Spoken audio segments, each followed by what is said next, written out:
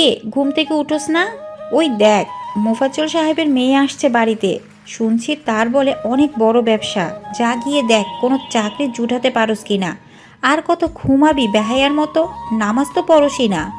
আর কয়দিন এভাবে শুয়ে শুয়ে খাবি? না ঘুমিয়ে নামাজ পড়ে আল্লাহর কাছে দোয়া তো করতে পারোস। দিন যাচ্ছে আর অলস হচ্ছস। জীবন বলতে যে কিছু একটা আছে, তোর সেটা খেয়াল আছে? তোর আছে শুধু ঘুম আর মোবাইল টেপা। এভাবে শুয়ে থাকলে কি আর ঘরে ভাত আসবে? আর কয়দিন তুই আমাকে চালাবি? আর কবে তুই আমাকে শান্তি দিবি? আজ যদি তোর আব্বা বেঁচে থাকতো তাহলে হয়তো আমাকে এই দিন দেখতে হতো না। উঠবি নাকি ঝাড়ু দিয়ে বাড়ি দিব? সব জ্বালা হচ্ছে আমার। প্রতিদিনের মতোই মার এই একটাই ডায়লগ শুনতে শুনতে কান ঝালাপালা হয়ে গেছে। কিন্তু মুফাজ্জল সাহেবের মেয়ের কথা শুনে লাফ দিয়ে ঘুম থেকে উঠলাম আর বললাম, কোন মুফাজ্জল সাহেবের মেয়ে? ওই যে এলাকায় শেষ মাথায় মুফাজ্জল সাহেব। তার মেয়ে আবার কে? সুমাইয়া আক্তার, মনি, সবাই মনি করে ডাকে। তুই তো ছোটবেলা থেকে তার সাথে খেলাধুলা করছিস, ভুলে গেছিস? শুনেছি সে এখন বড় কোম্পানির মালিক। যা গিয়ে দেখ তার কোম্পানিতে কোনো চাকরি জুটাতে পারিস কিনা। কোন মনির কথা বলো? আমি নাই। আর কালকা ইন্টারভিউ দিলাম না, ওই জবটা হওয়ার সম্ভাবনা খুব বেশি। তুই এই জীবনে চাকরি পাবি না, আমি সেটা ভালো করেই জানি। গত 6 মাস ধরে তুই ইন্টারভিউ দিয়ে এসে আমাকে তুই এই একটা কথাই বলতাছস। যা, ফ্রেশ হয়ে খেতে আস। আরে এই চাকরিটা হবে, আমি শিওর। হয়েছে জানি, এখন খেতে আয়। এই বলে মা চলে গেল। মা কোন মনির কথা বলছে আমি সেটা ভালো করেই জানি। ছোটবেলা একবার আমি তার কোমরে ঘুষি মেরেছিলাম, কারণ সে আমাকে প্রচুর অপমান করেছিল। সে বলেছিল আমি নাকি বলদ, কিছুই বুঝি না। আমি বলে পাগলের মতো থাকি, সবসময় অপরিষ্কার থাকি। আমি বলে ছেঁড়া, লোভী এসব বলে আমাকে অপমান করেছিল। তখন আমার প্রচণ্ড রাগ উঠেছিল, তাই আমি তার কোমরে ঘুষি দিয়েছিলাম আর তার গালে চড় দিয়ে তার চশমা ভেঙে ফেলেছিলাম। এরপর থেকে তার সাথে আমার দেখা হয়নি, কারণ এর কিছুদিন পর সে ঢাকায় চলে গিয়েছিল। অনেকের মুখ থেকে শুনেছিলাম সে যদি আমাকে পেত তাহলে আমার খবর করে ছাড়তো। কিন্তু মনি আপু অপমান করার পরে একটা বিষয় আমার পরিবর্তন হয়েছে, সেটা আমি অপরিষ্কার থেকে পরিচ্ছন্ন হয়েছি। আমি পরিষ্কার থাকতে ভালোবাসি।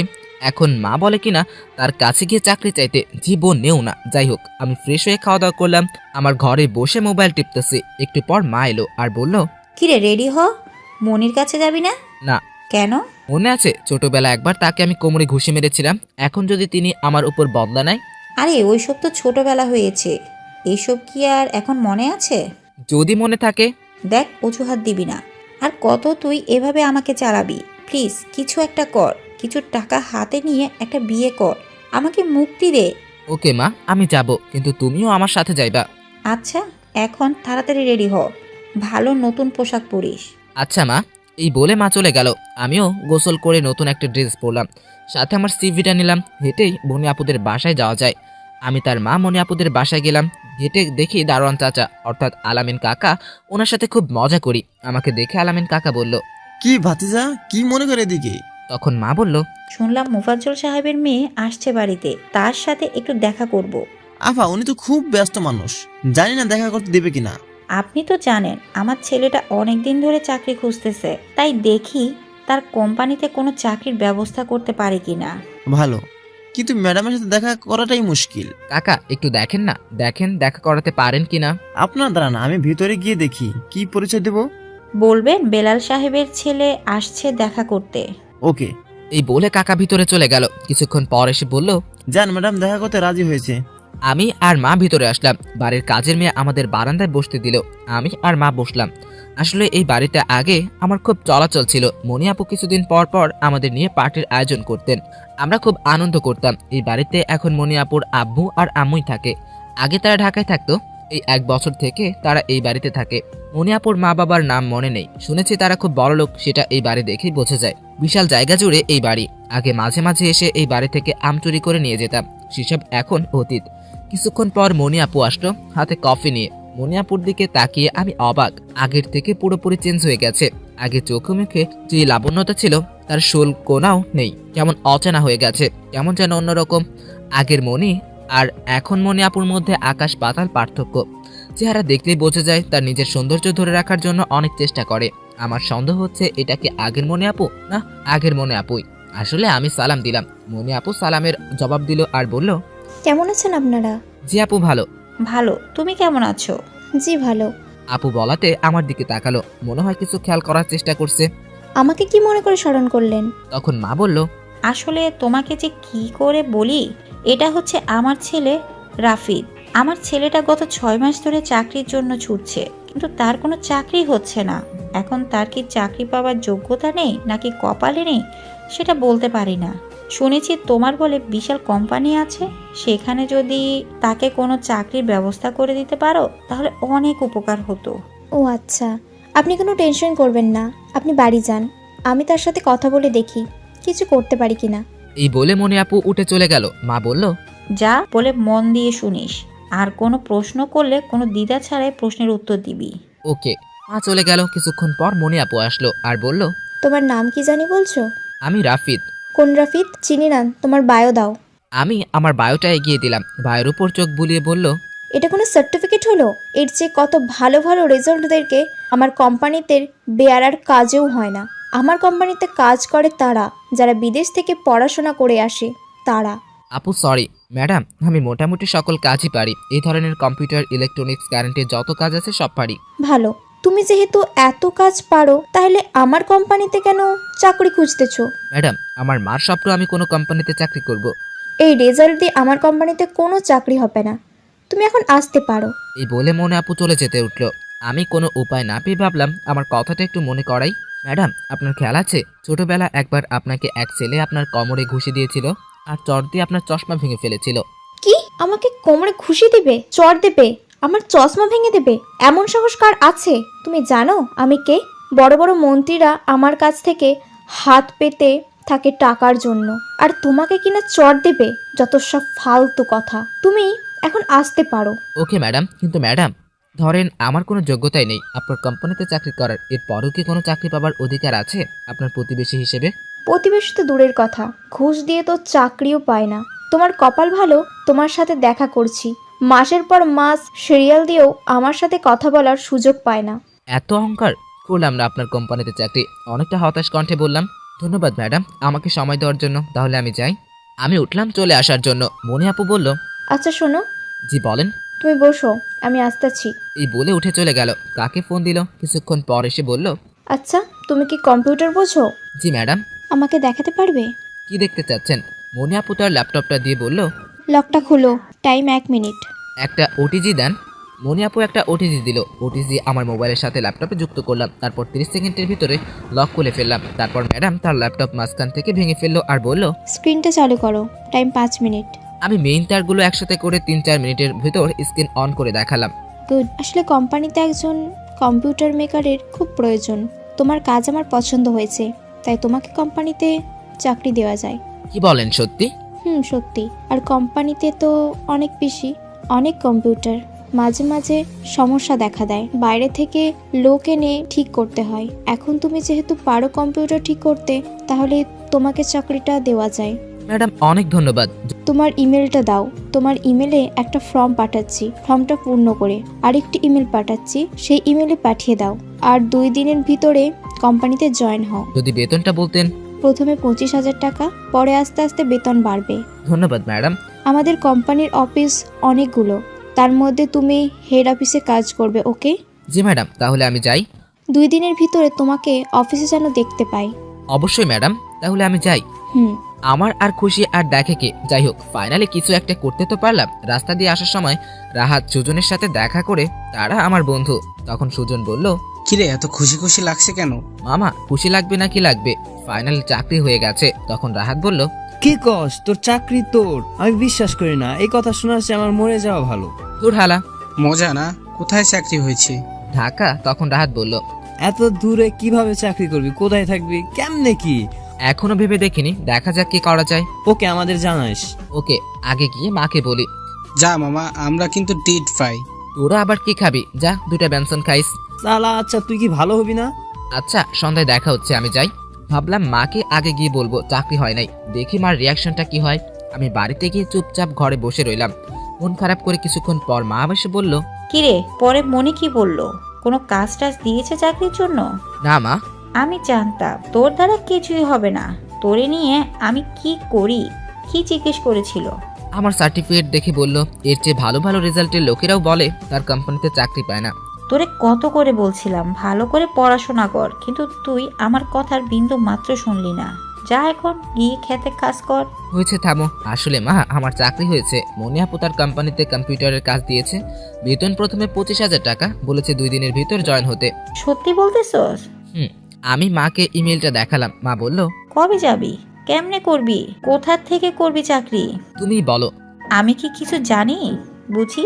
তুই যেটা ভালো মনে করো সেটা কর। মা, আমি চলে গেলে তো তুমি একা হয়ে যাবে। কিভাবে থাকবে একা একা? আমাকে নিয়ে তুই টেনশন করিস না, 2টা মাস একটু কষ্ট করব, তারপর তো তোর বউ বাড়িতে আসতেছে। মা, তুমি না। এখন কোথায় থাকবি? প্রথমে একটা হোটেলে উঠতে হবে, সেখানে কিছুদিন থেকে তারপর একটা বাসা বের করতে হবে। তুই যেটা ভালো মনে করস। আমি প্রয়োজনীয় জিনিসপত্র নিয়ে পরের দিন রেডি হলাম, চলে আসবো। বিদায় বেলা মা কেঁদে দিল। আমিও না কেঁদে থাকতে পারলাম না, কারণ সেই ছোটবেলা থেকেই এই বাড়িতে বড় হয়েছি, সব সময় মার পাশেই ছিলাম। আজ কিছু টাকা উপার্জনের লোভে মাকে ছেড়ে চলে যাচ্ছি অনেক দূরে, তাই খুব কষ্ট হচ্ছে। যাই হোক, সবকিছু ভুলে রওনা দিলাম ঢাকার উদ্দেশ্যে। ঢাকায় এসে প্রথমে কোম্পানিটা বের করলাম। কোম্পানির একটু পাশেই একটা হোটেলে উঠলাম, সেখানে একদিন রেস্ট নিয়ে পরের দিন বের হলাম বাসা বের করার জন্য। আমার ইচ্ছা ছিল কোম্পানির আশেপাশে বাসা বের করার জন্য, কিন্তু কোথাও পেলাম না। অবশেষে সারাদিন খোঁজাখুঁজির পর পেলাম কোম্পানি থেকে 5 কিলো দূরে একটা পোস্টার দেখে ফোন দিয়েছিলাম। তখন ফোনের কথায় বুঝলাম বাসাটা খুব ভালো হবে। ভাবলাম না পড়ছে যেটা পেলাম সেটাই ভালো, পরে না হয় আস্তে আস্তে কোম্পানির আশেপাশে উঠবো। এখন আপাতত কাজ চালানো যাক। আমি ওই দিন ওই বাসা দেখতে গেলাম। বাসা দেখে পছন্দ হয়েছে। একটা রুম, একটা বাথরুম আর একটা বেলকনি, কিন্তু ভাড়া একটু বেশি। মাসে 5,000 টাকা চাই। আমি কোনো কিছু না ভেবে রাজি হয়ে গেলাম। আমার খেয়াল হলো আগামীকাল ওই তো কোম্পানিতে জয়েন করতে হবে, তাই আজকে রাতে ঠিক করলাম হোটেল থেকে সবকিছু নিয়ে আসবো। আমি ওই দিন রাতে সবকিছু নিয়ে আসলাম, নিচের ফ্লোরে বিছানা করলাম। এর ভেতরে মাকে ফোন দিয়ে সব জানালাম। পরের দিন যথা সময় আমি ঘুম থেকে উঠে কোম্পানির সামনে হাজির হলাম। বড় করে লেখা আছে জেনি গ্রুপ। ভাবলাম এই জেনিটা আবার কে? অনেক খেয়াল করে মনে পড়লো, আরে এ তো মনি আপুর ছোট বোন। জন্মের কিছুদিন পর মারা গিয়েছিল। তার বাবা তার ছোট মেয়ের নাম দিয়েই কোম্পানি খুলেছে। আমি ভিতরে ঢুকতে যাব, দারোয়ান চাচ্চু আমার পথ আটকালো আর বলল, কার্ড কোথায়? কোন কার্ড? এই যে দেখেন সবার কাঁধে, কার্ড ছাড়া ভিতরে ঢোকা যাবে না। আরে মামা, আমি নতুন চাকরি পেয়েছি, কার্ড এখনো পাইনি, ভিতরে গেলে পেয়ে যাব। না মামা, হবে না। আপনার কাছে কুরিয়ারের মাধ্যমে কার্ড যাবে, সেই কার্ড দেখালেই ভিতরে যেতে পারবেন। ওকে। আচ্ছা মামা, মনি ম্যাডাম কি ভিতরে আছে? তার সাথে দেখা করতে পারবো? ধুর মিয়া, ফাজলামো করেন। ম্যাডামের সাথে দেখা করবেন? মুখের কথা। ভাগেন এখান থেকে। কার্ড নিয়ে আসলে ভিতরে ঢুকতে পারবেন, না হলে পারবেন না। ওকে। এমন সময় দেখি পাজেরো গাড়ি এসে থামলো। গাড়ি থেকে একটা মেয়ে নামলো। আমি তাকিয়ে দেখি মনি আপু, সাথে তার সাথে আরেকটা মেয়ে, সম্ভবত তার পিএস। মনি আপুকে দেখে আমি অবাক। বাড়িতে কি রকম দেখলাম আর এখানে কি রকম। Tight jeans pant, shirt, heel জুতা, ছোটে গাঢ় লিপস্টিক, চুলগুলো খোলা, চোখে চশমা। পাশ্চাত্যর মেয়েদের থেকে কোনো দিক দিয়ে কম না। তাকে আপু বলতেই আমার লজ্জা হচ্ছে, তার দিকে তাকাতেই লজ্জা হচ্ছে। গ্রামে তাকে কি সরল সোজা মেয়ে মনে হয়েছে। আমাকে ক্রস করে যাওয়ার সময় আমি ডাক দিলাম, ম্যাডাম, ম্যাডাম। ম্যাডাম আমার দিকে তাকালো। আমার কাছে তার পিএস আসলো। তার পিএস এসে বলল, কি এভাবে ডাকছেন কেন? আপনি কি নিয়ম জানেন না? Sorry madam. আবার সরি বলছেন? কে আপনি? আপনি এখানে আসলেন কেন? আপনাকে তো চিনি না। দারোয়ান, দারোয়ান। তখন মনি আপু বলল, কি হয়েছে এখানে সারা? এই কথা বলে এখানে আসলো আর বলল, রফিক, তোর কার্ড কোথায়? মনি আপুর মুখে আমার নাম শুনে সবাই অবাক। পিএস তো হা করে মনি আপুর মুখের দিকে তাকিয়ে আছে। দারোয়ান মামা পুরো অবাক। আমিও অবাক না হয়ে পারলাম না, কারণ সে বাড়িতে আমাকে তুমি সম্বোধন করেছিল, আর এখানে তুই। ম্যাডাম, আমি এখনো কার্ড পাইনি। কোনো কার্ড পাবি না সারা। আমি তো ওই দিন বলেছিলাম তার হাতে যেন কার্ড যায়। সরি ম্যাডাম, আমি তো কুরিয়ারে দিয়েছিলাম। কুরিয়ার দেরি করলে আমার কিছু করার আছে? তুই আজকে চলে যা সারা, আজকের ভিতর কার্ড যেন তার হাতে যায়। Okay madam. এই বলে মনে আপু চলে যেতে লাগলো। তার পিএস আমার দিকে হাক করে তাকিয়ে রইলো। দারোয়ান মামা আমার দিকে তাকিয়ে রইলো। আমি দারোয়ান মামাকে চোখ টিপ দিয়ে গাড়ি দিয়ে বাসায় চলে আসলাম। বাসায় এসে নিজের মতো করে রুমটা সাজালাম। দুপুরের টাইম হলে মনে হলো খাওয়ার ব্যবস্থা করতে হবে। আশেপাশে কোনো ম্যাচ আছে কিনা সেটাও জানি না। ভাবলাম বাড়িওয়ালাকে জিজ্ঞেস করি।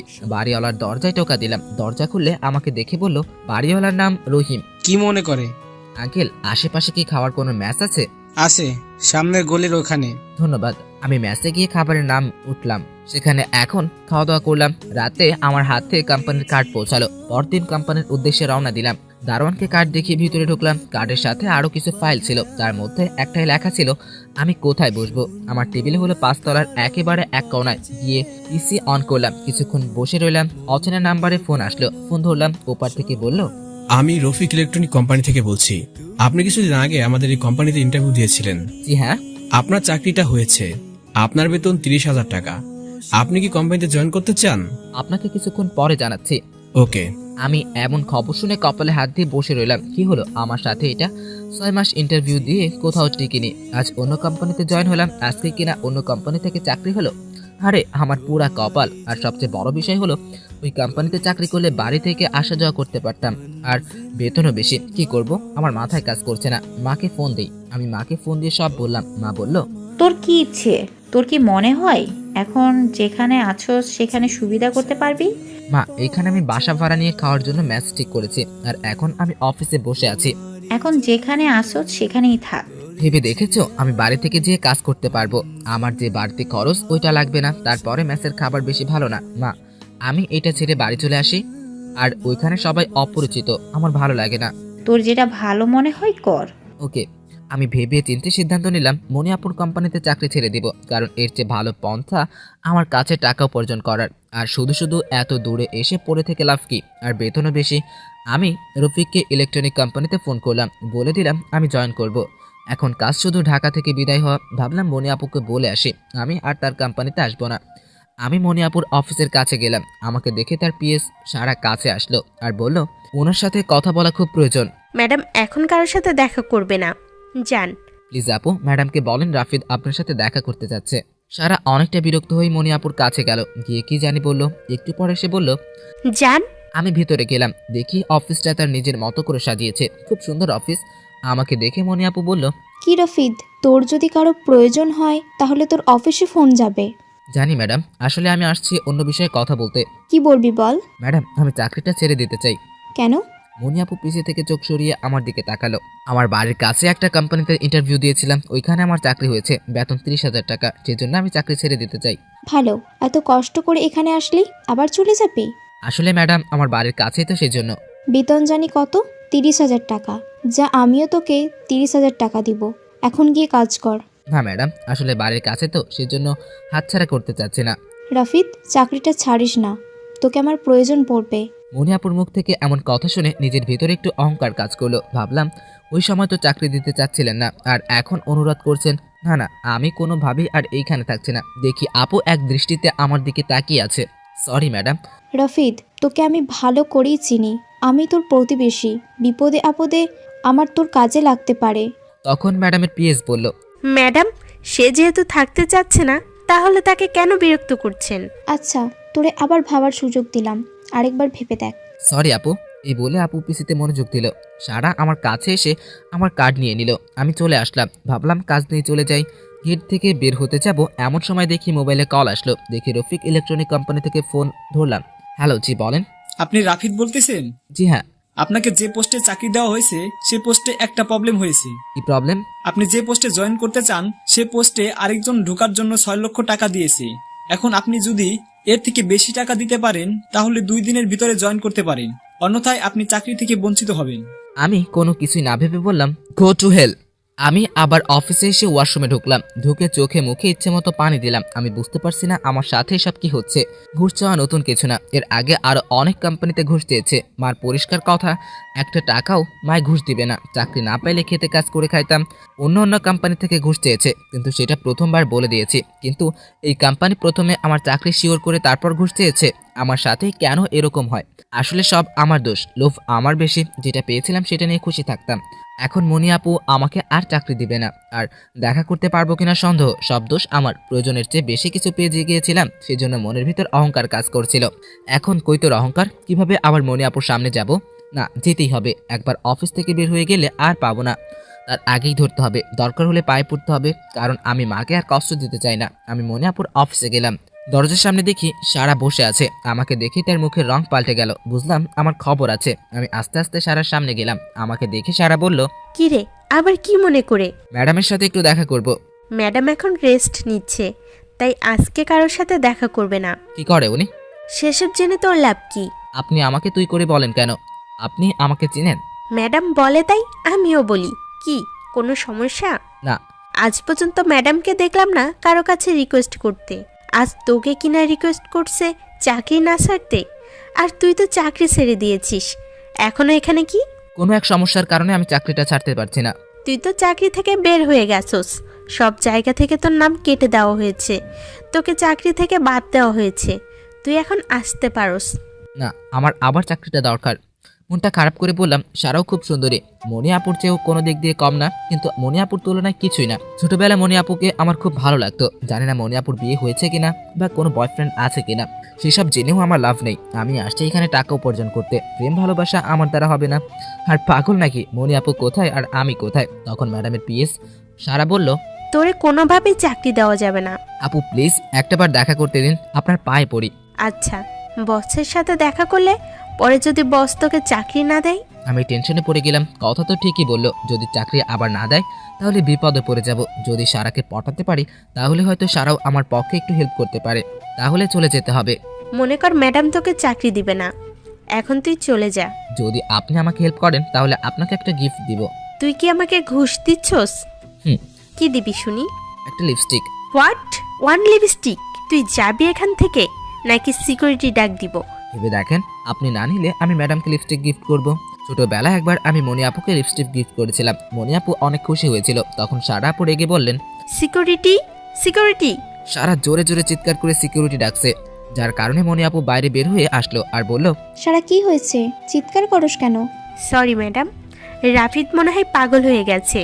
তার চাকরির জন্য আপনার কাছে সুপারিশ করতাম, তার বিনিময়ে সে আমাকে একটা লিপস্টিক গিফট করবে।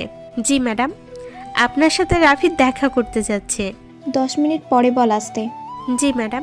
মনি আপু চলে গেল। তখন সারা বলল, তুই কি ম্যাডামকে তাবিজ করছস? ম্যাডাম কারোর সাথে এমন ব্যবহার করেনি, সবার সাথে সমান ব্যবহার করে, এমনকি আমাকেও একটু ছাড় দেয়নি। তোর সাথে এত ভালো আচরণ কিছুই বুঝলাম না। ম্যাডাম যেহেতু ভালো ব্যবহার করে তাহলে আপনিও ভালো ব্যবহার করবেন। করব না। আপনি ম্যাডামের পিএস এর মতোই থাকবেন।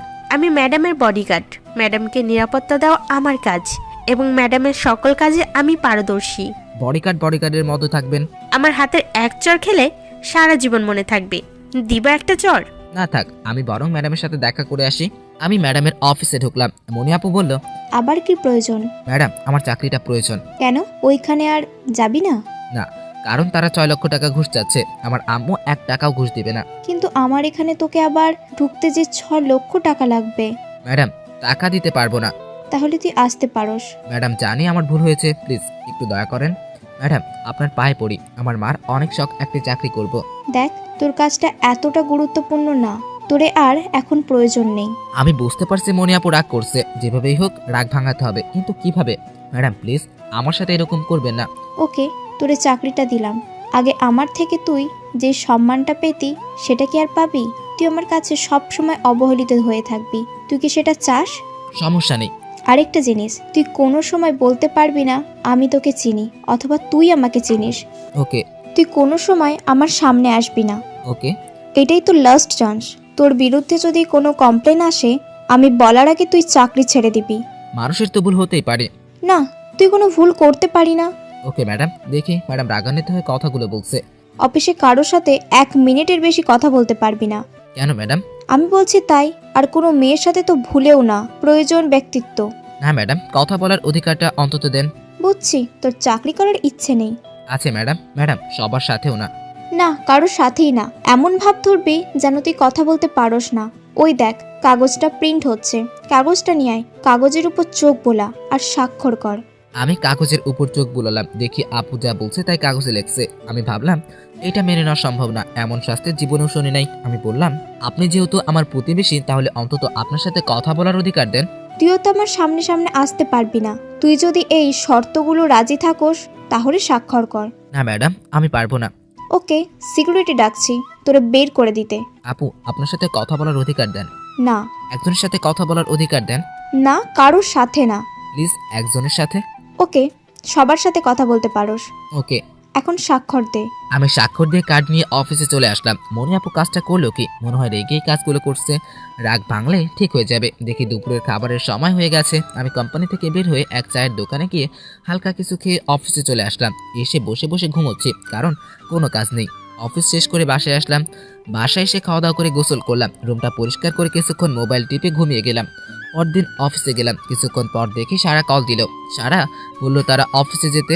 তার অফিসে গিয়ে দেখি পরীর মতো সুন্দরী একটা মেয়ে দাঁড়িয়ে আছে। তখন সারা বলল, রাফিদ উনি আমাদের কোম্পানিতে আসছে একটা চুক্তি করতে, কিন্তু ওনার ল্যাপটপটা কি জানি সমস্যা হয়েছে, দেখো তো।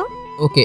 আমি ওই মেয়েটার ল্যাপটপটা নিলাম, নিয়ে কিছুক্ষণের মধ্যে ঠিক করলাম। তখন মেয়েটা বলল, ওপেন করে দেখুন।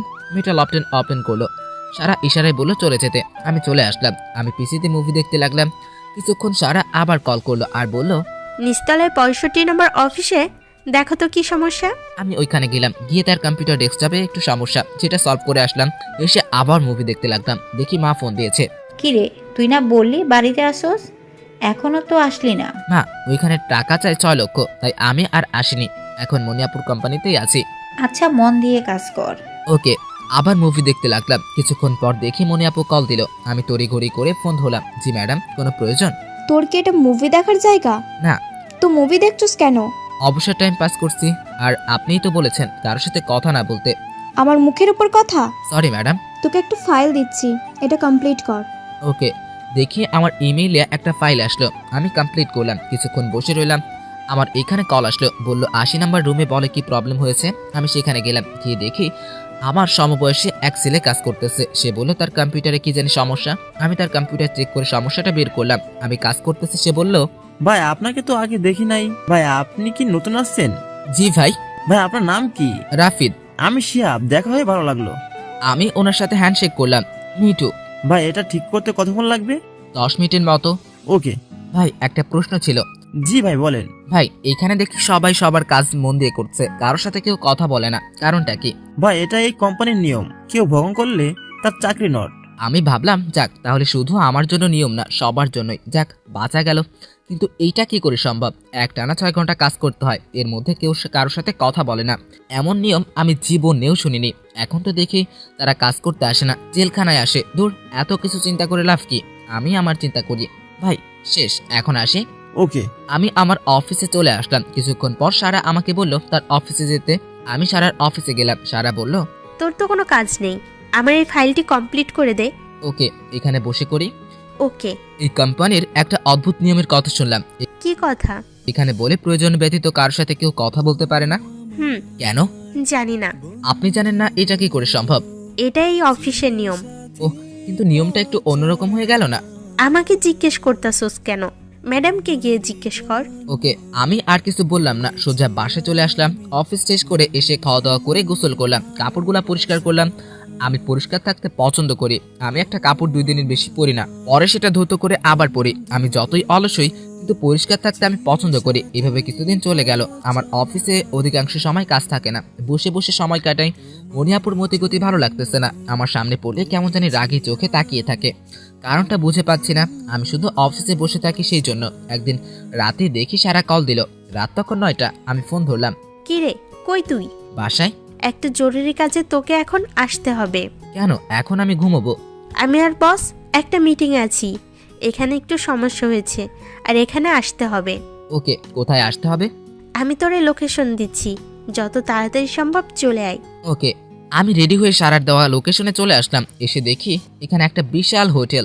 আমি হোটেলের দেওয়া রুমে চলে আসলাম। এসে দরজায় টোকা দিলাম। দেখি দরজা খোলা। ভিতরে ঢুকে দেখি কেউ নেই। আমি ভাবলাম সারাকে কল দেই। কল দিতে যাবো, দেখি রুমে আরো 2জন ছেলে ঢুকলো। ঢুকেই আমারে উড়া ধরা মারতে লাগলো। আমি কিছু বলবো সেই সুযোগ দিচ্ছে না। আমিও প্রতিহত করতে লাগলাম। আমি 2জনকে ধাক্কা দিয়ে ফেলে দিলাম। পরে একজনের তলপেটে কিক মার চালালাম। আরেকজনকে ইচ্ছে মতো কিক দিতে লাগলাম। পরে একজন আমাকে লাথি দিয়ে নিচে ফেলে দেয়। পরে 2জন আমার উপরে ওঠে, তড়িঘড়ি করে আমার হাত পা বেঁধে ফেলে। একটা চেয়ারে বসিয়ে চেয়ারের সাথে বেঁধে তারা 2জন চলে যায়। আমি খেয়াল করলাম আমার নাক থেকে রক্ত পড়ছে, ঠোঁট ফেটে গেছে। আমি বুঝতে পারছি না তারা 2জন আমাকে মারবে কেন। 2জনের কাউকে আমি চিনি না, নাকি তারা অন্য কারো কথা এরকম করছে। কিন্তু কার কথায় আমি বুঝতে পারছি না। আমি কারোর সাথে তো কোনো ঝামেলা করিনি। পরক্ষণেই আমার খেয়াল আসলো, আরে এটা আবার ভাবার কি আছে? আমাকে এখানে আনছে কে? সারা। নিশ্চয়ই সে আমার সাথে এরকম করছে, কিন্তু কেন? আর এভাবেই মারবে কেন? আমার মাথা কাজ করছে না। আমি মাথা নিচু করে বসে রইলাম। রক্তে আমার শার্ট প্যান্ট লাল হয়ে গেছে। কিছুক্ষণ পর খেয়াল করলাম কে জানি আসছে রুমের ভিতরে। আমার শরীরটা দুর্বল লাগছে। আমি মাথা উঁচু করলাম না। সে এসে আমার মাথা উঠালো। আমি তাকিয়ে দেখি সারা।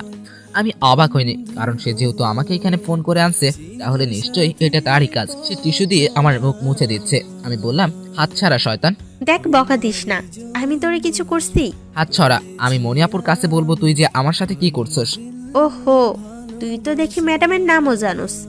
এই জন্যই তো বলি, ম্যাডামের সাথে তোর কিসের এত কথা? চুপ কর শয়তান, এর বিচার খুব ভয়ঙ্কর হবে। কার বিচার হবে সেটা একটু পর বুঝবি। তুই শুধু একটা বার ম্যাডামের সাথে কথা বলার সুযোগ দে।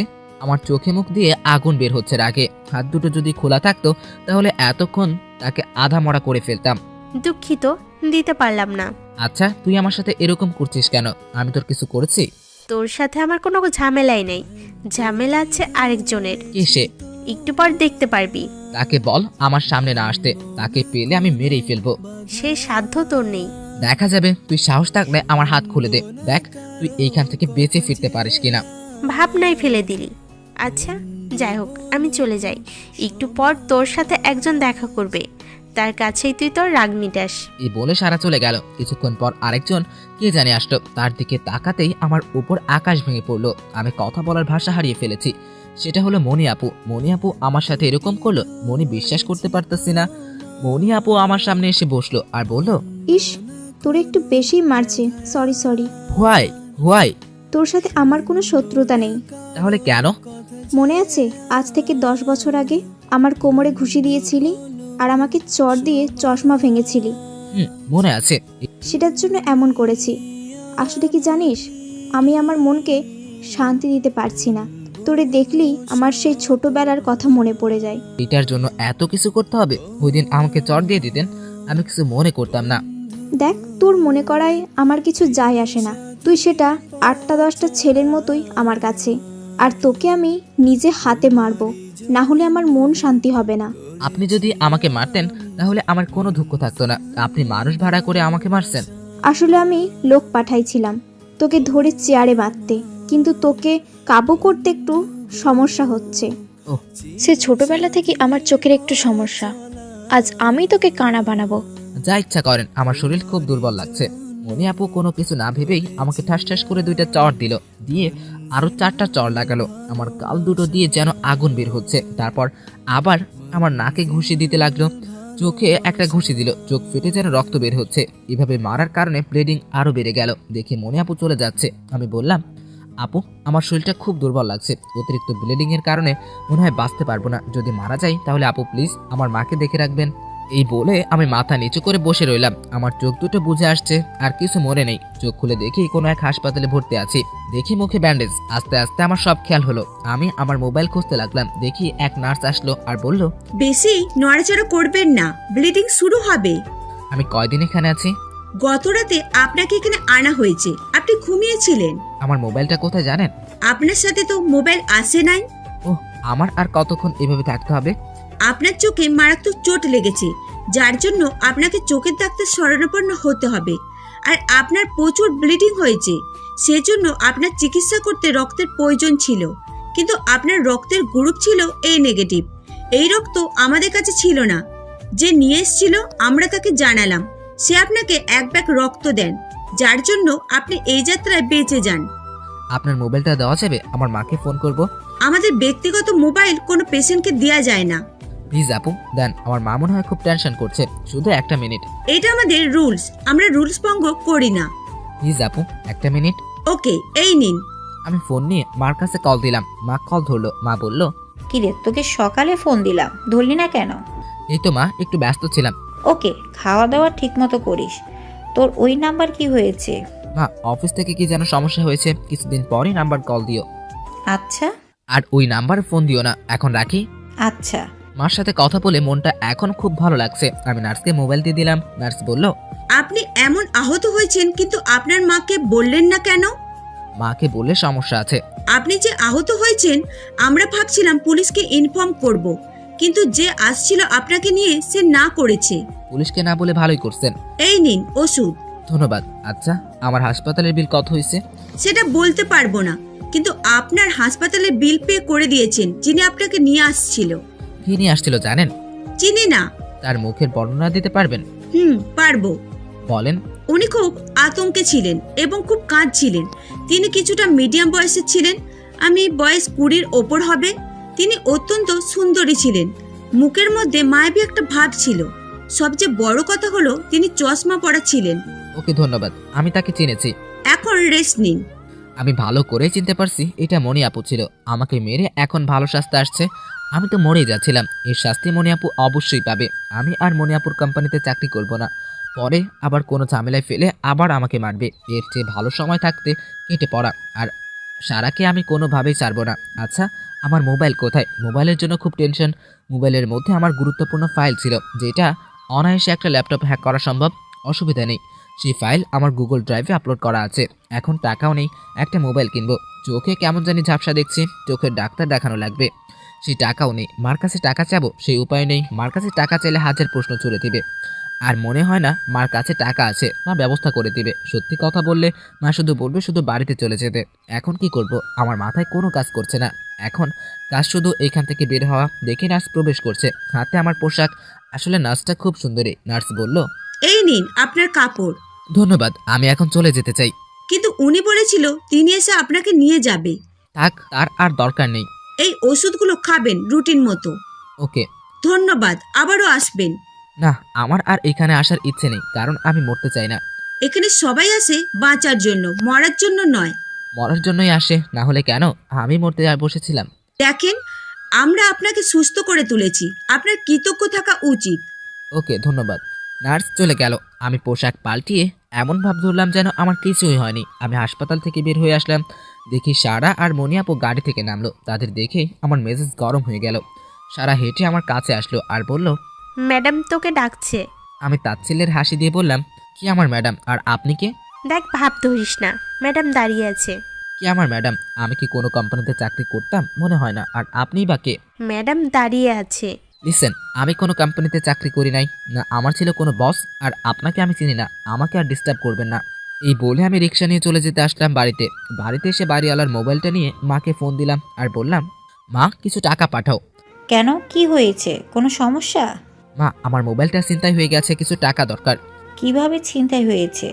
আমাকে আগে বলিস নাই কেন? সেই সুযোগ ছিল না। কত টাকা লাগবে? 10,000 টাকা দাও। আচ্ছা, তুই বিকাশ নাম্বার দে, পাঠাইতেছি। আচ্ছা। বিকাশ থেকে টাকা তুলে প্রথমে চোখের ডাক্তারের কাছে গেলাম। ডাক্তারের কাছে সমস্যার কথা বললাম। ডাক্তার একটা ড্রপ দিল আর চশমা দিল আর বলল 3 মাস ব্যবহার করতে। ভাবলাম মনিয়াপুর মনের ইচ্ছা পূরণ হলো, সে নিজে কানা, সাথে আমাকেও কানা বানালো। আমি নিয়ত করে ফেললাম আমি মনিয়াপুর কোম্পানির আশেপাশেও আমি আর যাব না। দরকার হলে ঢাকায় রিক্সা চালিয়ে বাড়িতে টাকা পাঠাবো। এখন আমার কাজ শুধু একটা নতুন কাজ বের করা। আমি একটা বাটন মোবাইল কিনে পূর্বের সিমটা উঠাইলাম। কাজ খুঁজতে লাগলাম। 4 দিন হয়ে গেল, কোনো কাজ পাইনি। সেদিন খুব ক্লান্ত লাগছিল, রাতে ঘুমালাম। রাত 1টার সময় কে জানি দরজায় টোকা দিচ্ছে। আমি কিছুটা অবাক হলাম, এত রাতে কে দরজায় টাকা দিচ্ছে? আসলে আমার রুমটা বাড়ির এক কোণায় পড়েছে, মানে গেটের ভিতরে এক দরজা, গেটের বাইরে আরেক দরজা। আমি বাইরেরটা বেশি ব্যবহার করি, সেজন্য গেটের বাইরে থেকেও আমার রুমে আসা যায়। রাত 1টার সময় দরজায় টোকা দেওয়ার কারণে আমি কিছুটা হকচকিয়ে উঠলাম। আমার মাথায় কাজ করছে না কে দরজায় টোকা দিল। আমি লাইট জ্বালিয়ে চশমা রেখে দিয়ে দরজার কাছে গিয়ে জিজ্ঞেস করলাম, কে? উপর থেকে একটা মেয়ে কণ্ঠ ভেসে আসলো। বুঝলাম এটা সারা। আমি সারা, দরজা খোল। কেন আসছেন? তুই দরজা খোল, পরে বলছি। না, দরজা খুলবো না। এত রাতে আমার এখানে কেন আসছেন? আমাকে মেরে ফেলার চিন্তা করছেন? তেমন কিছু না, ম্যাডাম আসবে, তোর সাথে কথা বলবে। আপনারা দুজন চলেছেন, আপনাদের সাথে কোনো কথা নেই। আপনারা দুজন শুধু আমাকে মারতেই আসছেন। প্লিজ সারা, আমাকে ছেড়ে দেন। ম্যাডাম তোর সাথে দেখা করতে আসছে, প্লিজ ম্যাডামকে ফিরিয়ে দিস না। আপনাদের কাউকে আমি চিনি না, চলে যান। তুই যদি দরজা না খোলস, না হলে কিন্তু দরজা ভেঙে ঢুকবো। এই বলে দরজায় লাথি দিতে লাগলো। আমি বললাম, ওকে, ম্যাডামকে বললেন আসতে। আচ্ছা। একটু পর মনিয়াপুর কণ্ঠ শুনতে পারলাম। রাফিদ, তোর সাথে কথা আছে, প্লিজ দরজা খোল। ওকে আপু, দরজা খুলছি। যদি কিছু করার চেষ্টা করেন তাহলে আপনাদের দুজনকেই আমি মেরে ফেলবো। আচ্ছা। আমি হাতের মধ্যে একটা ছুরি নিয়ে দরজা খুললাম। দরজা খোলার সাথে সাথে সারা আমার হাত থেকে ছুরি কেড়ে নিল। আমার টি শার্টের কলার ধরে গাড়ির সামনে নিয়ে গেল। গাড়ির দরজা খুলে আমাকে গাড়ির ভিতর ঢুকিয়ে দিল। দেখি আমার পাশে মনি আপু বসে আছে। আর মনি আপু বলল, অফিসে যাস না কেন? আর আপনার কোম্পানিতে চাকরি করব না। দেখ, তোকে আমি এভাবে এসে বলতাছি, এটা তোর সৌভাগ্য। লাগবে না আমার সৌভাগ্য, আপনি চলে যান। সরি, আমি অত্যন্ত দুঃখিত তোর সাথে এমন করার জন্য। মনি আপুর মুখ থেকে সরি শুনে নিজেকে অন্যরকম মনে হচ্ছে। আমি ভাবলাম মনি আপু টাকার পিছনে ছুটে শুধু। আসলে কি জানেন, প্রত্যেকটা মানুষেরই একটা মন থাকে। এই অতিরিক্ত রাগের কারণে মানুষ সঠিক সিদ্ধান্ত নিতে পারে না। সময় ফুরিয়ে গেলে সঠিক সিদ্ধান্ত মাথায় আসে, তখন যদি সেই ইস্যুটার সমাধান করে সেটা হলো বুদ্ধিমানের কাজ। মনি আপু সেটাই করছে। ইটস ওকে, নো প্রবলেম বললাম মুখে হাসি টেনে। মনি আপু আমার মোবাইল দিয়ে বলল, এই নে তোর মোবাইল। ধন্যবাদ। আগামীকাল থেকে অফিসে জয়েন কর। ওকে, কিন্তু আপু সারাকে বলেন আমার সাথে ভালো ব্যবহার করতে। আচ্ছা বলবো। আমি মনি আপুর মুখের দিকে তাকালাম, দেখি চোখে 2টা চশমা, চোখ দুটো লাল হয়ে গেছে। বুঝতে পারলাম না কেন, কেঁদেছে অনেক। আমার তা মনে হয় না। মনি আপুর হাত থেকে মোবাইল নেওয়ার জন্য হাত বাড়ালাম। মোবাইল নেওয়ার সময় মনির হাতের সাথে আমার হাত লেগে যায়। আমি তার হাতটা অনুভব করলাম। আমার হাতের তুলনায় মনি আপুর হাতটা অনেক উষ্ণ। নিজের শরীরের মধ্যে বিদ্যুৎ খেলে গেল। আমি বললাম, আমি যাই। ওকে যা, আগামীকাল তোকে যেন অফিসে দেখতে পাই। জি আপু। অফিসের মধ্যে কিন্তু আপু ডাকিস না। ওকে। আমি চলে আসলাম, গাড়ির আওয়াজ শুনলাম, তারা চলে গেছে। আমি ভাবতে লাগলাম মনি আপু মনে হয় আমাকে একটু বেশি কেয়ার করছে। তার কি কোনো কারণ আছে, নাকি আবার কোনো নতুন কিছু করার ফন্দি করছে? কেন জানি মনি আপুর জন্য মনের ভিতর নতুন একটা ফিলিং কাজ করছে। ফিলিংস কাজ করলে কি লাভ হবে? আমার সব কিছু ঘিরেই মাকে নিয়ে। মা যেভাবে চায় সব কিছু সেভাবেই হবে। মা যে মেয়েকে বলবে বিয়ে করতে, আমি সেই মেয়েকেই চোখ বুঝে বিয়ে করব। আমার আব্বা সেই অনেক আগেই মারা গেছে, যখন আমার 15 বছর, আর এখন 23 চলে, মানে 8 বছর আগে। আমার পিতা মারা গেছে 8 বছরে। মা আমাকে তিল তিল করে বড় করেছে, কোনো কিছুর অভাব হতে দেয়নি। যে সময় যেটা করতে চেয়েছি সেই সময় সেটা দিয়েছে। এখন কোনো কিছুর জন্য আমি মাকে কষ্ট দিতে চাই না। আর কোথায় মনি আপু আর আমি কি চিন্তা করছি, এখন যেহেতু আমি মনি আপু রাত 1টার সময় এসে বলে গেছে তার কোম্পানিতে জয়েন করতে, তাহলে অবশ্যই আমি জয়েন করব। আমি পরদিন অফিসে হাজির হলাম, গিয়ে আমার কাজে মনোযোগ দিলাম, কাজ করতে লাগলাম। কিছুক্ষণ পর খেয়াল করলাম কে জানি মোবাইলে কল দিল। আমি চিনতে পারলাম এটা রাহাত। রাহাত, কি খবর, কেমন আছোস? ভালো। মামা তুই কোথায় জানি চাকরি করস? Jenny industry limited. এটা কোথায়? আমি জায়গার ঠিকানা বললাম। সেই জায়গার আশেপাশে একটা কোম্পানিতে আমি আজ চাকরি ইন্টারভিউ দিতে আসবো। আমি কি এক রাত থাকতে পারবো তোর সাথে? অবশ্যই। আমি আগামীকাল আসছি। ওকে, এসে কল দিস। আচ্ছা। আমি রাহাতের ফোন কেটে দিলাম। ভাবলাম একটা কফি খাওয়া যাক। অফিসের মধ্যে কফি বানানোর মেশিন আছে, যে যার মন ইচ্ছা মতো কফি বানিয়ে খেতে পারে। আমি কফির মেশিনের কাছে গিয়ে কফি বানাতে লাগলাম। তখন একটা মেয়ে এসে বলল, একটু তাড়াতাড়ি করেন, আমার কাজ আছে। আমি তো আর মেশিন না, আপনি মেশিনকে বলেন তাড়াতাড়ি করতে। না, আপনি তাড়াতাড়ি করেন। আচ্ছা দাঁড়ান, আমারটা আপনি নিয়ে যান। আপনি কি সুগার বেশি খান? হুম। আমি কম খাই। ওকে, এখন তাড়াতাড়ি করেন। এই বলে আমাকে ধাক্কা দিয়ে নিজের জায়গা দখল করে নিল। আমি এতক্ষণ মেয়েটার দিকে না তাকিয়ে কথা বলছিলাম, তাকিয়ে দেখি সারা।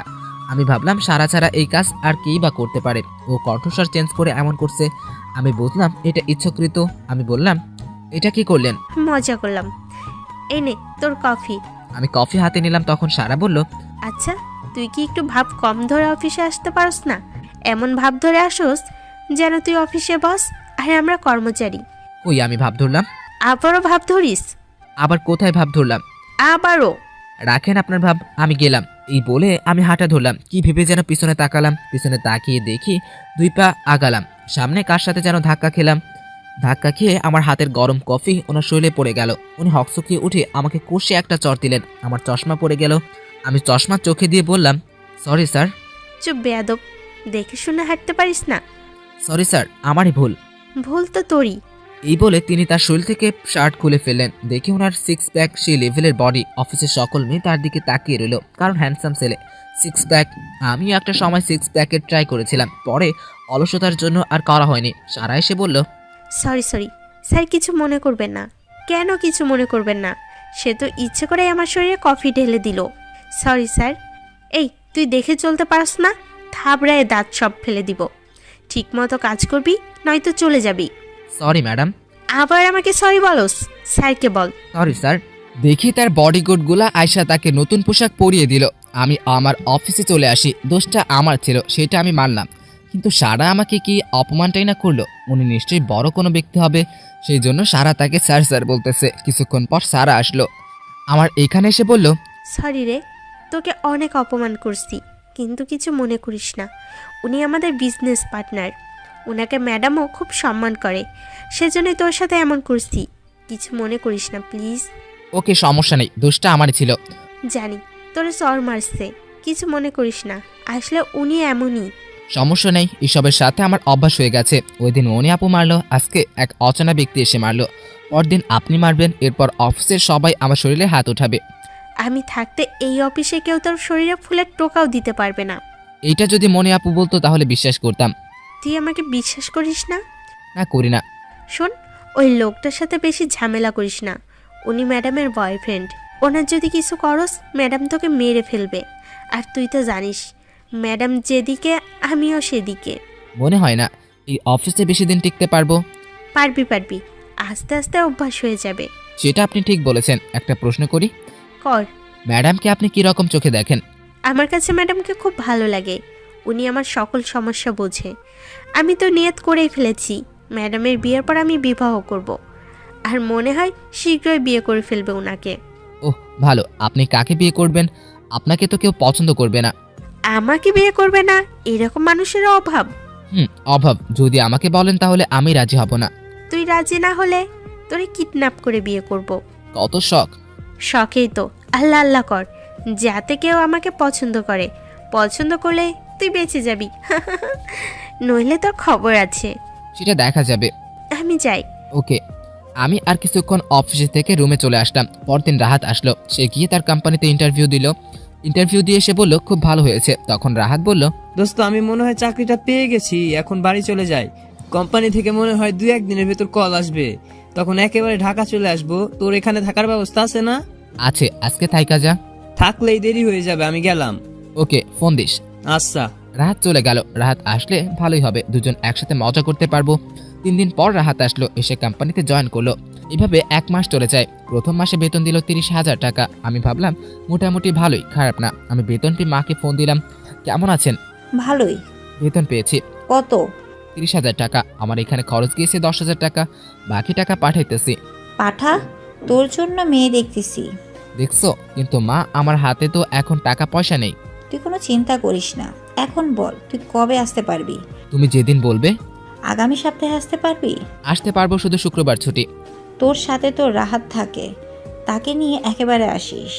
আচ্ছা। তুই তো জানিস আমি বাড়িতে একা, সাথে যদি বৌমা থাকে তাহলে আমার কোনো টেনশনই থাকবে না। মা, তোমার যেটা ভালো মনে হয় করো। আচ্ছা, আমি পরশু তাদের বাড়িতে যাব, পরে তুই আসলে কথা ফাইনাল করব। আচ্ছা। তুই রেখা দে। আমি ফোন কেটে দিলাম। রাহাত এখন আমার সাথেই থাকে। আমি যে রুমে থাকি সেই রুমে ইজিলি দুজন থাকতে পারবে। রাহাত আলাদা তোষকে বিছিয়ে থাকে, আমার কোনো সমস্যা নেই। রাহাত বলল, কে ফোন করেছে? মা ফোন করছে, আমার বিয়ের জন্য মেয়ে দেখছে। আগামী সপ্তাহে বাড়িতে যাচ্ছি, তোর যেতে হবে। ওকে, যাব। সিগারেট খাবি? দূর হালা, তুই জানিস না আমি এক সব খাই না। আরে বন্ধু, একটা টান দিয়ে দেখ কেমন লাগে। বিয়ের পর তো আর খেতে পারবি না। আমি এখনো খাবো না, পরেও খাবো না। আরে খেয়ে দেখ, টেনশন থেকে সবসময় মুক্ত থাকবি। এই বলে রাহাত সিগারেট ধরাতে যাবে, তখন আমি বললাম, বাইরে যা, গন্ধ সহ্য করতে পারি না। যাচ্ছি। আমি কিছুক্ষণ মোবাইল টিপে ঘুমিয়ে গেলাম। পরদিন সকালে ঘুম থেকে উঠে খাওয়া দাওয়া করে অফিসে গেলাম। মনিয়াপুর সাথে পরে আর কোনো কথা হয়নি, সবার সাথে খুব অল্প করি। আস্তে আস্তে কোম্পানিতে অভ্যস্ত হয়ে গেলাম। এখন সবার কাছে আমি পরিচিত, ভাবতেই অবাক লাগছে। আর কিছুদিন পর বিয়ে, আল্লাহ আল্লাহ করে যাতে ভালো মেয়ে কপালে জোটে।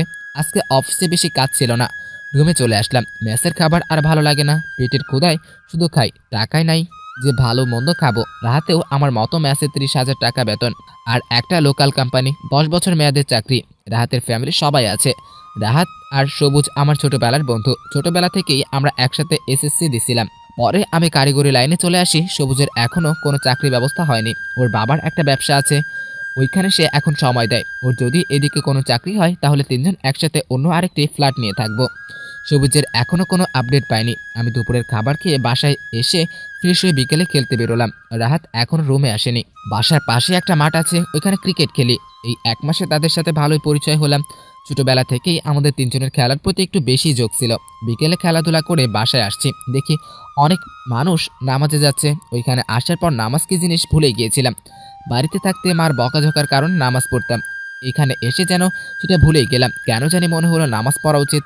নামাজ পড়ে রুমে আসলাম। কোম্পানি থেকে নতুন একটা ল্যাপটপ দিয়েছে, ল্যাপটপটা নিয়ে বসলাম। রাহাত রুমে আসলো। আমি বললাম, আজকে এত দেরি করলি কেন? কোম্পানিতে আজকে বেশি কাজের চাপ গিয়েছে। তোদের বস কি মেয়া নাকি? না দোস্ত, চল না আগামীকাল ভালো মন্দ খাই। মেসের খাবার খেতে খেতে তেতো হয়ে যাচ্ছি। কি খাবি? গ্রিন আর নান। খারাপ না, ওকে আগামীকাল। তোদের কোম্পানির একটা মেয়ে বাইর কইরা দিস না, কিছুদিন জমিয়ে প্রেম করি। তুই কি নিজের পায়ে নিজেই কুড়াল মারতে চাস? কি দরকার আছে? কিছুদিন পর বাড়ি থেকে বিয়ের জন্য বলবে, তখন 10টা দেখে একটা পছন্দ করবি, সেটা ভালো। জানি জানি, দে না একটা বের কইরা। তুই অন্তত আমারে বলিস না। আমাদের কোম্পানির যে অদ্ভুত নিয়ম, সেটা শুনলে তোর মাথা চক্কর দিবে। কি নিয়ম? আমি রাহাতকে অফিসের অদ্ভুত নিয়মের কথা বললাম। রাহাত শুনে বলল, এমন আজাইরা ফালতু নিয়ম কে বানাইছে রে? আমার বাবার জন্মে এমন নিয়মের কথা শুনি নাই। কে রে তোদের বসটা? তার বাড়ি কোথায়? আমি এতদিন রাহাতকে মনি আপুর সম্পর্কে কিছুই বলি নাই। কি বানাইছে শুনে তো তুই লাফ দিয়ে উঠবি। লাফ দেওয়ার জন্য প্রস্তুত হ। বল বল দেখি কোন হালাই এটা? মুফাজ্জল আঙ্কেলের মেয়েকে চিনিস? কোন মুফাজ্জল? তুই কোন মুফাজ্জলকে চিনিস?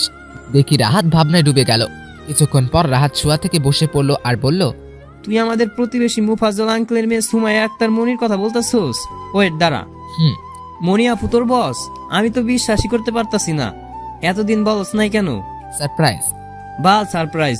এই কাহিনী তোদের সাথে এরকম করছে, এতে আমি একটু অবাক হইনি, কারণ ও তো এমনই। ছোটবেলা কি জানান জ্বালাইছে। তোরে বলছিলাম না আমার চশমা পরার পিছনে একটা ইতিহাস আছে। এটা মনি আপুর কারণে হয়েছে। কি করে হয়েছে? আজকে না, আরেকদিন। মনি আপুর সাথে কি চলে নাকি? তোর কি মাথা ঠিক আছে? কোথায় মনি আপু আর কোথায় আমি? শালা কিছুদিন পর তো আমি বিয়েই করতেছি।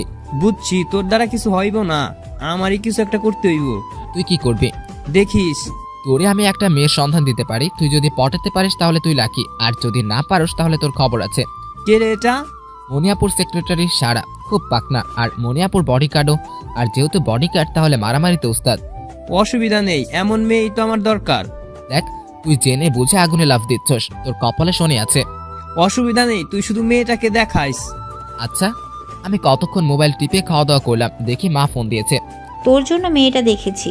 মেয়েটাকে না আমার খুব ভালো লাগছে। তুই কবে আসবি? শুক্রবারে আসতেছি। আয়। রাখি। আর কিছুক্ষণ মোবাইল টিপে ঘুমিয়ে গেলাম। পরদিন সকালে অফিসে গিয়ে কাজে মনোযোগ দিলাম। দুপুর পর্যন্ত এক নাগারে বসে রইলাম। দুপুরে এসে এক সিকিউরিটি এসে খবর দিল আমাকে কে জানি ডাকছে। আমি গেটের বাইরে গিয়ে দেখি রাহাত। রাহাতের মুখ দেখে বুঝলাম কিছু একটা হয়েছে, সেই জন্য সে ফোন না দিয়ে ডাইরেক্ট এখানে চলে আসছে। রাহাত বলল, তোর মার শরীরটা ভালো না, তাড়াতাড়ি বাড়ি যেতে হবে। কি বলিস? আমি গতকাল রাতেই মার সাথে কথা বললাম, তখন তো মার শরীর খারাপের কথা বলেনি। আমাকে এখন ফোন দিয়ে বলল তোর মার শরীর ভালো না, এখনই রেডি হওয়া, বাড়ি যেতে হবে। তুই দাঁড়া, আমি ছুটি নিয়ে আসতেছি। তাড়াতাড়ি যা। আমি ভাবতে লাগলাম কি হলো মার? গত রাতেই তো মার সাথে কথা বললাম, মা আমাকে তেমন কিছুই বলেনি। রাতের মুখ দেখে বুঝলাম নিশ্চয়ই খারাপ কিছু হয়েছে। তাহলে কি মার কিছু হয়ে গেল নাকি? এমন কথা মনে হওয়ার সাথে সাথে আমার ভিতরে একটা চিপ দিল। ভাবলাম এইটা হতে পারে না। আমি সোজা মনিয়াপুর অফিসের সামনে গেলাম, দেখি সারা নেই। মনিয়াপুর দরজায় টোকা দিলাম। মনিয়াপু বলল, ভিতরে আয়। আমি ভিতরে ঢুকলাম। আমি বললাম, ম্যাডাম আমার ছুটি লাগবে, আমার মার শরীর ভালো না। আমি জানি, যা তাড়াতাড়ি বাড়ি যা। আর এই নে আমার পার্সোনাল নাম্বার, কোনো সমস্যা হলে ফোন দিস। ম্যাডাম আমার মার কি হয়েছে আপনি জানেন? তেমন কিছু না, তুই বাড়ি যা। আচ্ছা ম্যাডাম। আমি আর রাহাত বাসায় এসে রেডি হয়ে বাড়ির উদ্দেশ্যে রওনা দিলাম। বাসে রাহাতকে এত করে বলতে বললাম মার কি হয়েছে। সে বলেছিল বাড়িতে গেলেই দেখতে পারবো। 1 ঘন্টা জার্নি করে নরসিংদী আসলাম। বিকেলের আগেই বাড়িতে পৌঁছে গেলাম। বাড়ির সামনে এসে দেখি অনেক মানুষের ভিড়। আমার ভিতরে একটা কাঁপন দিল। আমি বাড়িতে ঢুকেই দেখলাম একটা লাশের খাট। রাহাত গিয়ে লাশের মুখ দেখালো। আমি দেখি আমার পায়ের তলা থেকে মাটি সরে গেল। আমি মা বলে এক চিৎকার দিয়ে মার লাশের উপর লুটিয়ে পড়লাম আর শিশুর মতো কাঁদতে লাগলাম। মায়ের লাশের উপর পড়ে চোখ দিয়ে অঝর পানি পড়তে লাগলো। রাহাত এসে আমাকে ধরলো। আমি চিৎকার করে কাঁদতে লাগলাম। আমার মার কি দোষ ছিল? আল্লাহ, তুমি কেন আমার মাকে উঠিয়ে নিয়ে গেলা? রাহাত আমাকে ধরে বাইরে নিয়ে আসলো। আমি রাহাতের কাঁধে মাথা রেখে কাঁদতে লাগলাম। নিজের ভাব প্রকাশের একমাত্র মাধ্যম ছিল জোরে জোরে চিৎকার করে কাঁদতে থাকা। গত রাতেই তো মার সাথে কথা বললাম, মার তো কোনো অসুখ ছিল না। আল্লাহ, তুমি কেন মাকে নিয়ে গেলা? রাহাত আমাকে বোঝাতে লাগলো। আমার সেসব কথায় কোনো ফায়দা হচ্ছে না। আমার মাথায় ঘুরপাক করছে, মার সাথে আর কোনোদিন কথা বলতে পারবো না, মাকে আর দেখতে পারবো না।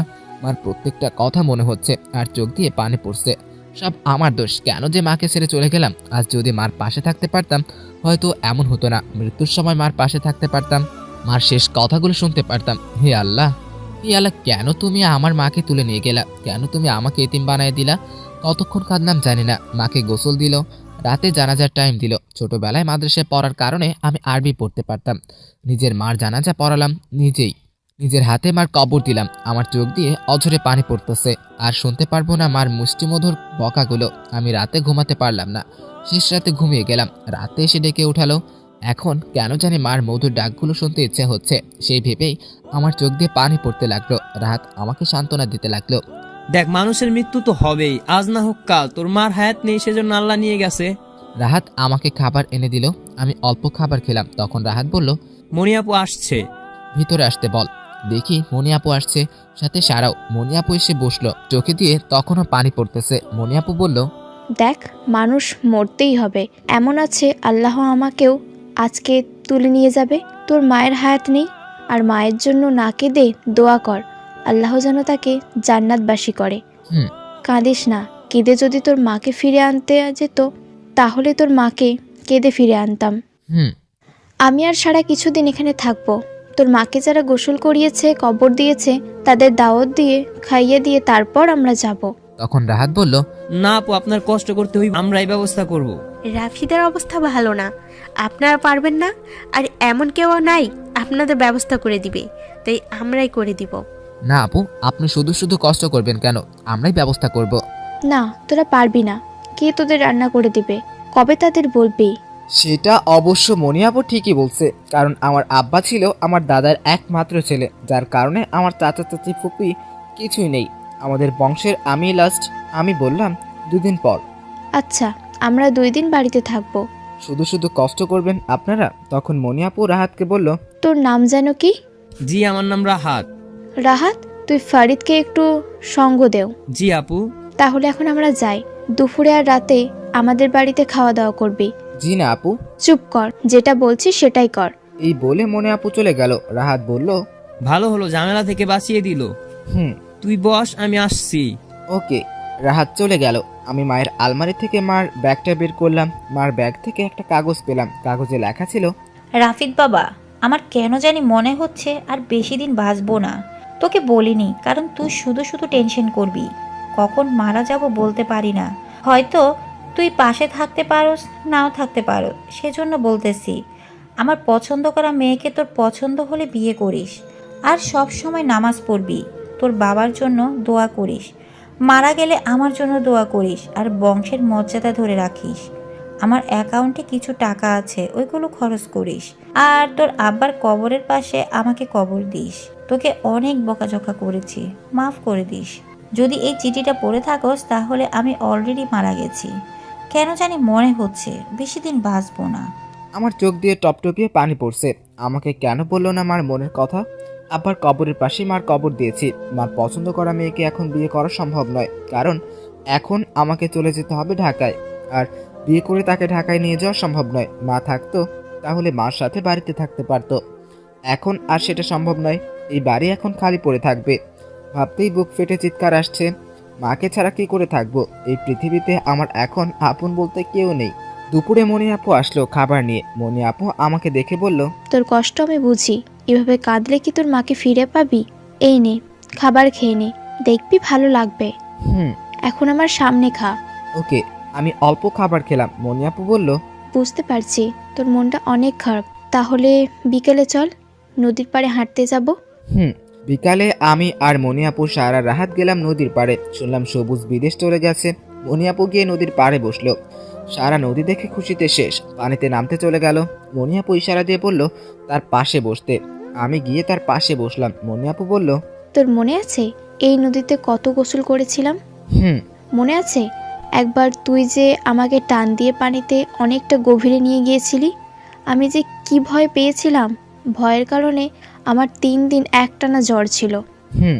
দেখি সারা পিচ্ছিল খেয়ে পানিতে পড়ে গিয়ে অর্ধেক শরীর ভিজিয়ে ফেলেছে। মনি আপু বলল, রাহাত, সারাকে উঠিয়ে আনতো। রাহাত গিয়ে হাত বাড়ালো, কিন্তু সারা নিজের চেষ্টায় উঠতে গিয়ে আবার পিচ্ছিল খেয়ে পড়ে গেল। মনি আপু হাসতে লাগলো। পরে বাধ্য হয়ে সারা রাহাতের হাত ধরলো। রাহাত টান দিয়ে সারাকে উঠালো। রাহাত নিজের শরীরের শর্ট খুলে সারাকে দিল পরার জন্য। সারা নিতে নারাজ। আমি আপু হাসতে হাসতে বলল, সারা নে নে, তোর শরীর ভিজে গেছে। সারা বাধ্য হয়ে রাহাতের শার্ট নিল, নিয়ে নিজের গায়ে দিল। আমি বললাম, চলেন উঠি, আজান দিয়ে দিবে। আমার জন্য দোয়া করিস, কবে জানি আমিও মারা যাব। আপনার বয়ফ্রেন্ডকে গিয়ে বলেন। আমাকে বললেন কেন? আমি মানুষ হিসেবে সবার জন্যই দোয়া করি। আমার জন্য একটু স্পেশালভাবে দোয়া করিস। হুম। আমি মসজিদে এসে নামাজ পড়ে বাসায় আসলাম। 2 দিন চলে গেল। মনি আপু আর সারা রান্না করে আমাদের বাড়িতে নিয়ে আসলো। যারা যারা গোসল করিয়েছে, কবর করেছিল, তাদের সবাইকে দাওয়াত দেওয়া হলো। নানির বাড়ি থেকে মানুষ আসলো। নানা নানি আরও আগেই মারা গিয়েছে। আশেপাশের আত্মীয় স্বজনদের দাওয়াত দেওয়া হলো। সবাইকে খাওয়ানো হলো। মসজিদের ইমামকে এনে দোয়া পড়ালাম। বিকেলের দিকে মনি আপুরা আসছে বিদায় নিতে। মনি আপু বলল, রাফিদ, তাহলে আমরা যাই। তুই কবে জয়েন দিবি? মনি আপু খুব উপকার করলো আমার। আসলে এত মানুষের খাবার রান্না করাটা সহজ বিষয় না। মনি আপুকে বললাম, ধন্যবাদ আপু, এত বড় একটা উপকার করার জন্য। ধন্যবাদের কি আছে, এটা তো প্রতিবেশীর হক। তারপরেও ধন্যবাদ। সারা বলল, রাহাত, আপনার শার্টটা ধোয়ার পর না ডিসকালার হয়ে গেছে। আপনাকে একটা নতুন শার্ট কিনে দিব। না, কিনে দেওয়া লাগবে না, ডিসকালার শার্টটাই দেন, ওইটাই আমি চালিয়ে নিব। না, আপনি আমার উপকার করেছেন, আপনাকে আমি ঠকাতে পারি না। আমি নতুন শার্ট কিনে আপনাকে দিয়ে দিব। সারা যেহেতু চাচ্ছে না করিস কেন? সেটাই, এখন বল কবে জয়েন দিবি? কিছু ঝামেলা আছে, ওইগুলো শেষ করে 3 দিনের ভিতর জয়েন হতে দিচ্ছি। আচ্ছা সারা চল। মনি আপু আর সারা চলে গেল। রাহাত বলল, আমি খুব ভোরে চলে যাব, গিয়ে অফিস ধরতে হবে। ওকে। আমি বাসায় চলে আসলাম, সবাই চলে গেল। এই পুরো বাড়িতে এখন একা। আপনারা বুঝতেই পারছেন আমার মনের অবস্থা। মনটা খুব খারাপ, মার প্রত্যেকটা কথা মনে হচ্ছে আর চোখ দিয়ে পানি পড়ছে। আমি আমাদের ক্ষেতটুকু ডগি দিয়ে দিলাম, কারণ আমি চলে গেলে ক্ষেত দেখার কেউই নেই। ডগি মানে হলো 2 অথবা 1 বছরের একটা চুক্তি। কিছু টাকার বিনিময়ে আমি আমাদের ক্ষেতটুকু তাকে দিয়ে দিলাম, মানে 2 বছরের জন্য ক্ষেতটা তার। আমি পরদিন বাড়িটা পরিষ্কার করে বিছানা উল্টিয়ে সবকিছু কাপড় দিয়ে ঢেকে দিলাম। বাড়িতে তালা দিয়ে ঢাকার উদ্দেশ্যে রওনা দিলাম। আসার সময় মার কবরের পাশে গিয়ে অনেকক্ষণ কবর জিয়ারত করলাম। ঢাকায় আস্তে আস্তে রাত হলো। ঠিক করলাম পরদিন অফিসে যাব। আমার নিয়ত হলো 2 থেকে 3 বছর মন দিয়ে কাজ করে কিছু টাকা ইনকাম করে একেবারে বাড়িতে চলে যাব। বাড়ির পাশে বাজারে একটা দোকান নিয়ে ব্যবসা করব। নিজের পছন্দ মতো একটা বিয়ে করে মা বাবার কবরের পাশে সারাটা জীবন পার করে দিব। আমি পরদিন অফিসে গেলাম। মনি আপুর সাথে দেখা করতে হবে, কারণ আমার ওভারটাইম কাজ করা দরকার। অফিসে গিয়ে চুপচাপ বসে রইলাম। কিছুক্ষণ পর সারা আসলো আর বলল,